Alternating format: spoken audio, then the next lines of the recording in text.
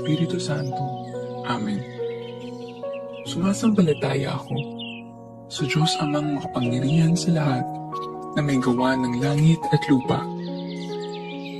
Sumasampalataya ako kay Hesukristo, iisang anak ng Diyos, Panginoon nating lahat. Nagkatawang tao siya lalang ng Espiritu Santo. Ipinanganak ni Santa Mariang Birhen, pinagpakasakit ni Poncio Pilato, pinako sa krus, namatay inilibing,